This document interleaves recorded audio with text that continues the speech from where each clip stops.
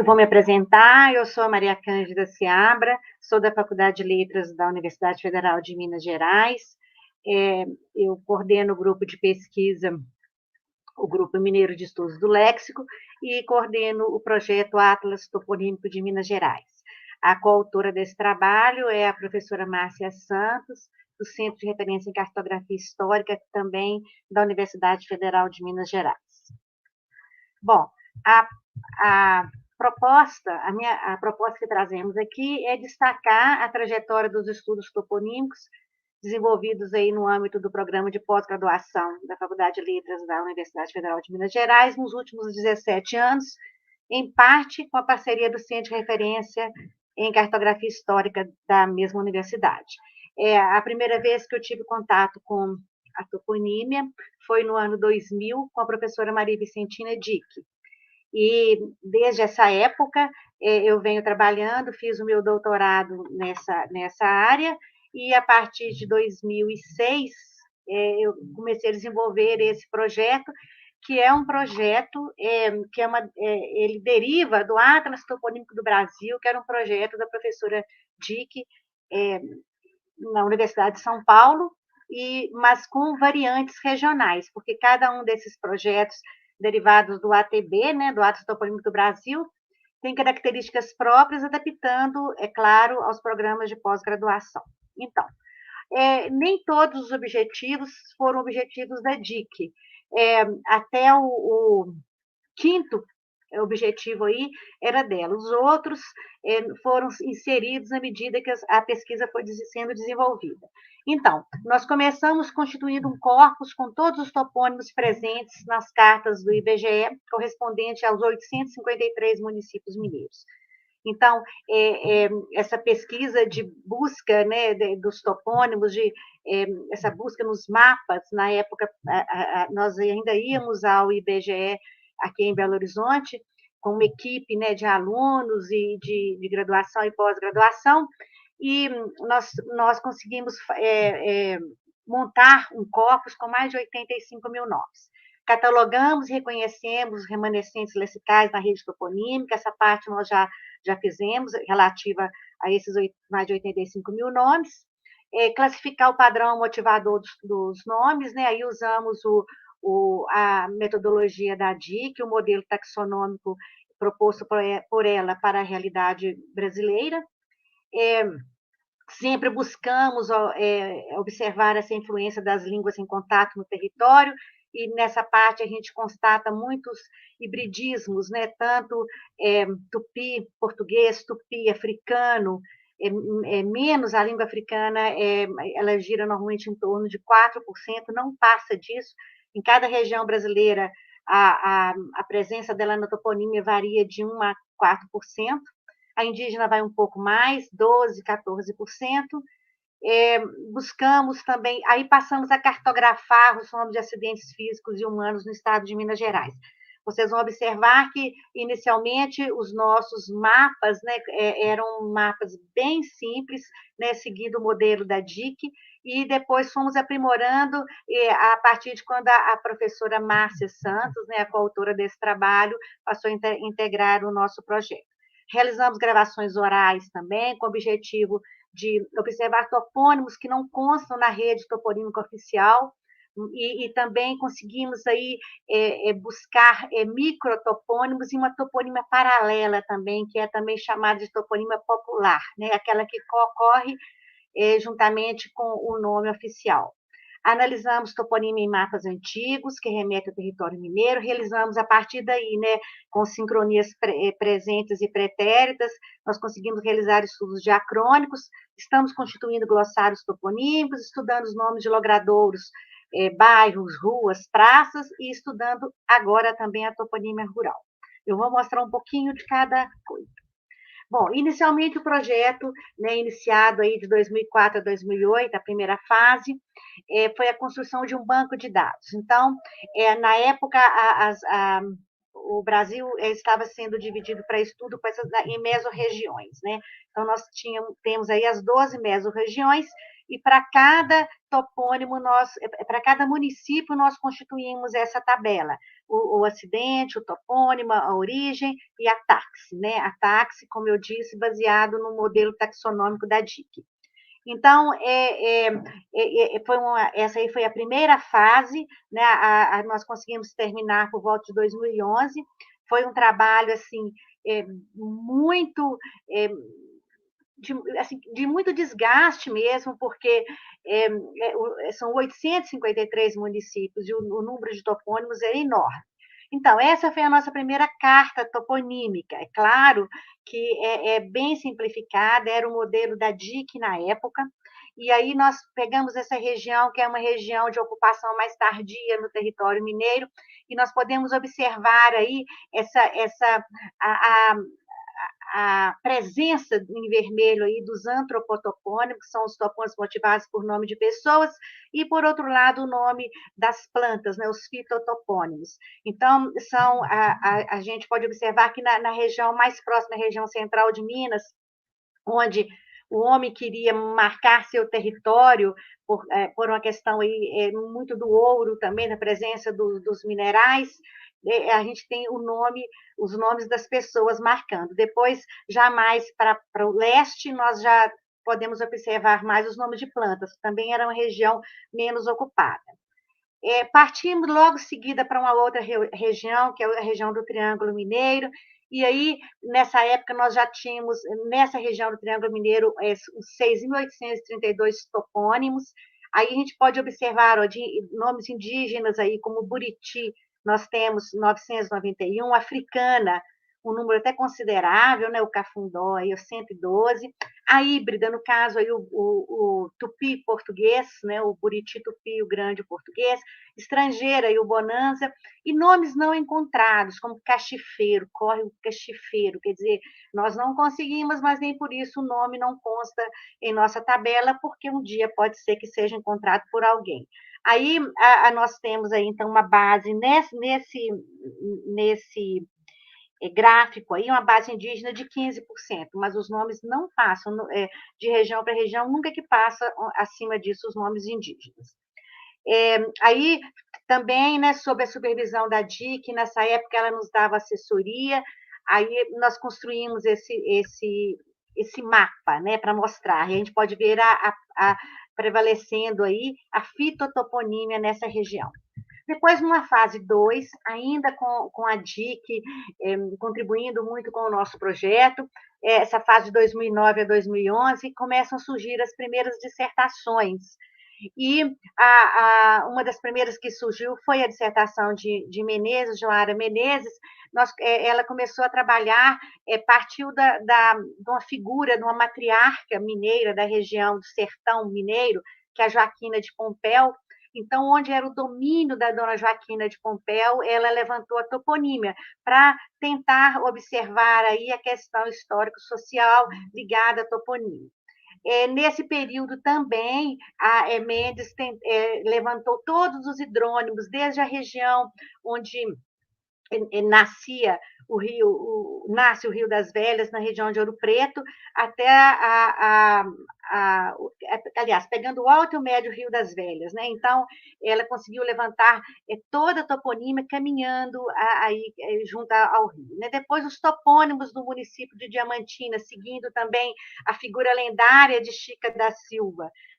E aí a gente teve também um estudo de topônimos ligando também à questão histórica.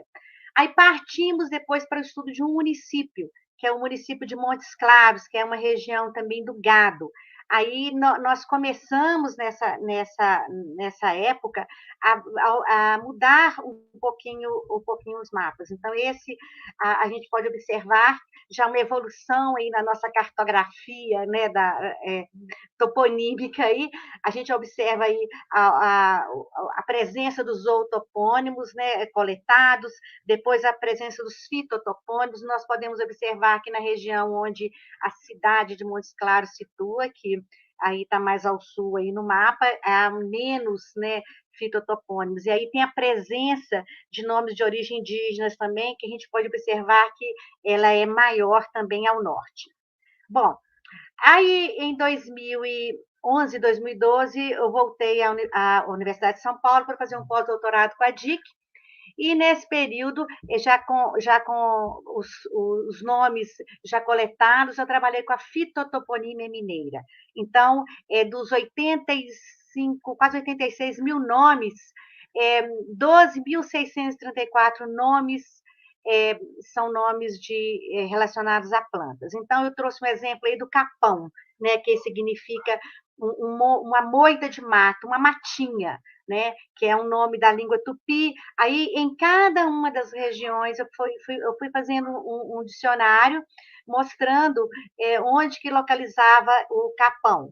Então, além de ser abundante o termo capão, há uma variação também nos nomes. Então, capão chato, comprido, curto, capão da cana, capão da cegonha, capão das cabras, e aí tem uma composição aí que é muito rica, não vou citá-la toda aqui, esse artigo já está até publicado, mas aí começamos, né, com apoio aí da coautora desse trabalho, a Márcia Santos, começamos a já pensar nos mapas e modificar um pouquinho essa informação dos topônimos, né, do nosso projeto da presença dos topônimos em mapas.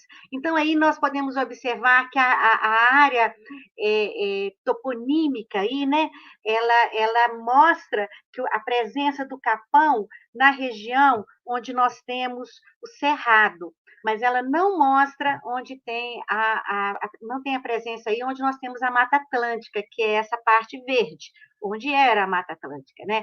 Mas a gente, com isso, a gente percebe o quê? Que o capão é o nome dado a um lugar onde não tem mata, mas onde tem realmente uma moita, ou seja, uma pequena porção de mato, né? Então, essa comparação aí da área toponímica, né, e com a área fitogeográfica aí, a gente consegue perceber. E começamos, né, aí o palmito, por exemplo, nós percebemos que palmito a gente tem uma grande nomeia lugares, né? Aí, quando eu digo nomeia lugares, nomeia córregos, rios, montanhas, fazendas, né?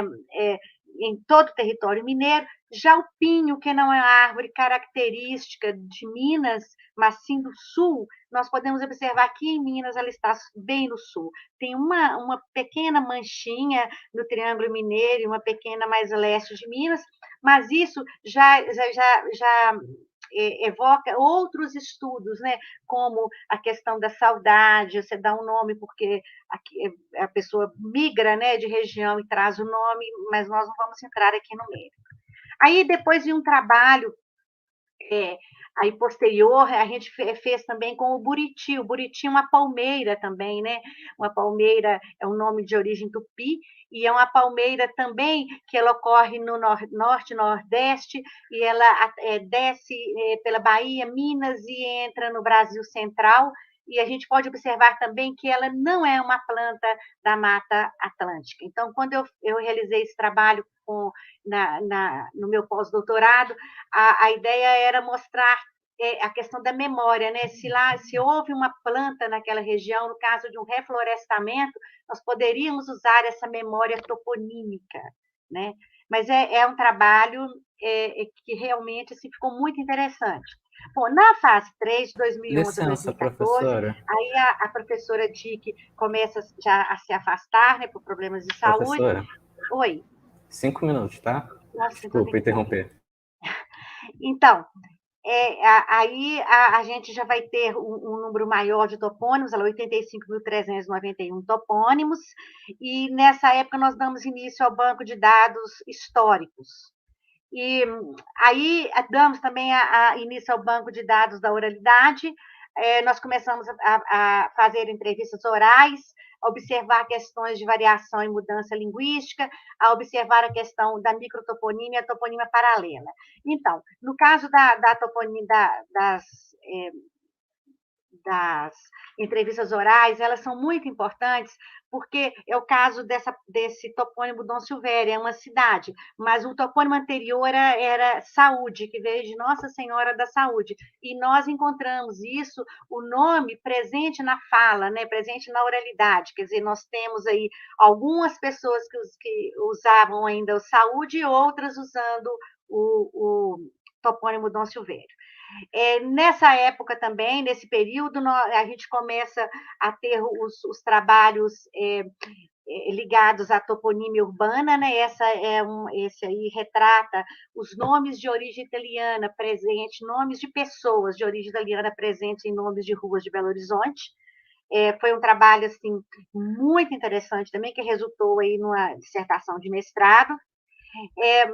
A professora Márcia Santos e eu, nessa época, começamos a trabalhar também, né, com os registros, né, setecentistas e oitocentistas em mapas da Capitania de Minas, que vai culminar depois num trabalho ligado ao repositório, que eu vou mostrar agora mesmo, e aí a gente vai mostrando aí a mudança, né, os nomes indígenas, os nomes de origem de motivação física, de motivação antropocultural, e como que isso vai sendo mudado nas cartas toponímicas, né, antigas. Aí começamos a construir também glossários toponímicos, publicamos muita coisa, no caso aí um topônimo aí, cartas altas, é um geomorfotopônimo, aí nós vamos mostrando em quais mapas eles se encontram, mostrando o que significa. Então, é um trabalho, assim, bem robusto, tem sido um trabalho bastante robusto. Nesse período também, eu orientei uma tese de doutorado sobre a toponímia, a hidronímia, né, lá no Piauí, e foi um corpus com 2.881 topônimos e 176 topônimos de fontes pretéritas e 2.705 de fontes contemporâneas, né? Assim, o pesquisador conseguiu correlacionar essa área fitogeográfica com a toponímica a partir da ocorrência também do Buriti. E a questão também dos sintagmas toponímicos, que é muito pouco trabalhada, a questão do di, a ausência ou presença do di, essa atribuição de papel semântico, foi tudo colocado nessa época. Aí passamos, né, evoluímos mais, esse mapa aí traz também, integra também os trabalhos do ATEMIG, né, e mostra o trabalho da Ana Paula Carvalho, que ela trabalhou com a agiotoponímia de Minas Gerais, e ela mostra o topônimo Santo Antônio. A gente pode observar que ele está praticamente em todo o território mineiro. Então, ela fez para todos muitos dos santos que ela encontrou, além de ter feito um glossário toponímico, ela trabalhou também com os mapas. Então, esse projeto, né, que a Márcia Santos participou, eu e o Antônio Gilberto Costa, nós participamos desse, um projeto CNPq, e o Registros Cartográficos Históricos, revelando o patrimônio toponímico de Minas Gerais, do período colonial e o período joanino. E esses dados estão nesse repositório, né, da toponímia histórica de Minas Gerais. Eu não vou me detalhar aqui, porque eu já estou correndo demais. Bom, a fase 4, de 2015 a 2018, a gente vai ter alguns trabalhos, um foi até apresentado hoje de manhã, que é uma monografia sobre toponímia urbana, sobre os nomes árabes nas ruas de Belo Horizonte. Depois a gente vai ter 2 dissertações de mestrado, uma sobre a toponímia central de Minas e uma outra sobre a toponímia urbana da cidade de Bom Despacho, e uma tese sobre a toponímia urbana também de Ponte Nova. Aí uma outra tese que sai nesse período é a distribuição dos litotopônimos, ou seja, nomes motivados por pedras, né, por elementos de índole mineral, e nós podemos observar aqui a presença, principalmente na região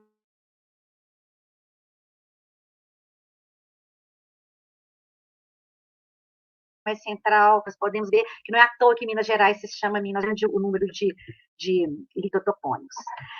Os zootopônimos também já foram trabalhados, e todas essas dissertações e teses estão disponíveis nas referências bibliográficas aqui que eu vou dar, e porque eu queria falar mais, mas não vai ter jeito, porque o tempo está muito curto aqui. Aí, a partir do zootopônimo macuco, né, nós podemos observar aí também retratar, seja nessa fase que nós estamos vivendo, de 2019 a 2021, nós temos alguns trabalhos que já foram defendidos, como o axotopônimos, o estudo de logradouros também na cidade aqui de Minas, a toponímia rural, que é muito interessante e nos surpreendeu muito, não vou detalhar aqui, mas é um trabalho também que está disponível. A cidade de São João del Rei, que é uma cidade histórica também, foi trabalhado seus antropotopônimos, e agora vai ser defendido no mês que vem a sociotoponímia de Minas Gerais. E aqui nós podemos observar que a presença do topônimo Curral, e podemos observar que exatamente onde havia aí o caminho, né, que o caminho que alguns chamam de caminho do boi, outros o caminho por onde transitava, vinha da Bahia, os alimentos para Minas, a gente pode observar um número bastante significativo também desse topônimo Curral.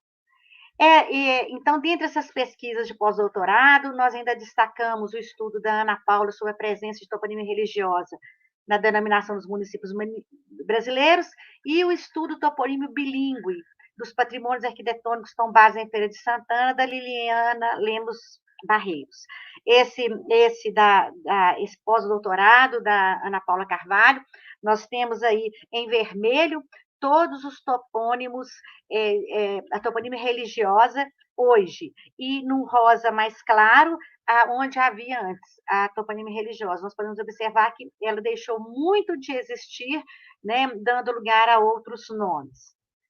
Em curso, a gente tem a ergotoponímia, que é um trabalho que está sendo desenvolvido com a teoria dos campos lexicais, os historiotopônimos, a toponímia indígena de Minas também, que vai ser uma tese que deve sair até fevereiro, e um trabalho também sobre toponímia urbana, e um trabalho sobre o tupi na hidronímia maranhense, que é uma tese também de doutorado. Então, nesses 17 anos de pesquisas linguísticas realizadas com critérios científicos, a gente buscou sempre produzir o melhor, sabendo que estamos lidando com uma área interdisciplinar que dialoga com a geografia, a história, a antropologia, a cartografia, a arqueologia, a zoologia, a botânica, a psicologia, a geologia, a genealogia. Então, isso nos mostra o tempo todo que os nomes próprios de lugares têm significações que extrapolam características linguísticas. Ele é um produto cultural que projeta a própria história de uma comunidade e exercendo, como diz Dick, o papel de uma verdadeira crônica. Aqui estão as referências. Desculpem ocorrer, mas assim, era muita coisa para pouco tempo, né? Muito obrigada.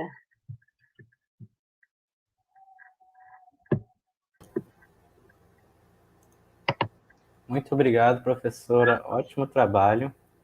E a gente ainda sobrou um tempinho para responder, né, algumas perguntas que tiveram. Se puderem colocar aí, por favor. A primeira é do José Santos. Ele pergunta se pode associar a locais úmidos, professora Márcia Santos, posso associar a locais úmidos no Cerrado? O Capão? E outra ele perguntou, o Capão pode ser interpretado como a mata encaixada em qualquer depressão do relevo? Eu acredito que sim, né? O significado assim usado mais aqui em Minas é uma moitinha de mato. Então é muito usado assim, não naquela região que tem um capãozinho, né? Mas eu acho que aí vai entrar muita questão de características regionais também. E quando a gente fala em características regionais, a gente não pode nem falar em Minas, porque Minas é muito grande também, né? E pode ser que também seja essa parte de depressão. O estudo não chegou a focar toda essa complexidade, não, mas dá muito para ser feito ainda em cima disso. Próxima pergunta agora. A pergunta do professor Menezes. Ele falou que o seu trabalho é brilhante. E ele quer saber se na pesquisa de topônimos indígenas houve identificação de outros grupos linguísticos além do tupi. Sim, além do grupo tupi, o grupo macro-G, né? Então, a gente tem o Alacho, macro-G,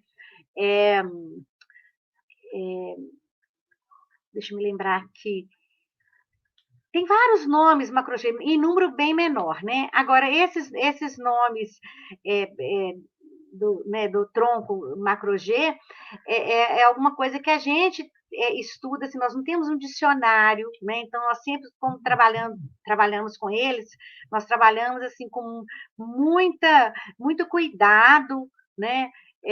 Porque e normalmente estão ligados a grupos étnicos. Então, às vezes assim, por exemplo, Matipó também é um macro-G, é um grupo étnico também. E quando a gente trabalha com o Tupi, devido à questão dos dicionários, aos estudos, nós conseguimos com mais facilidade. Mas é claro que esses topônimos ficam assim guardados e assim quem se apoiar nos trabalhos e já puder partir dessa classificação que é um macro G, é mais fácil a pessoa identificar, né? Muito bem, muito obrigado, professora Maria Cândido. Obrigado por responder as perguntas, muito obrigado pelo Agradeço. trabalho.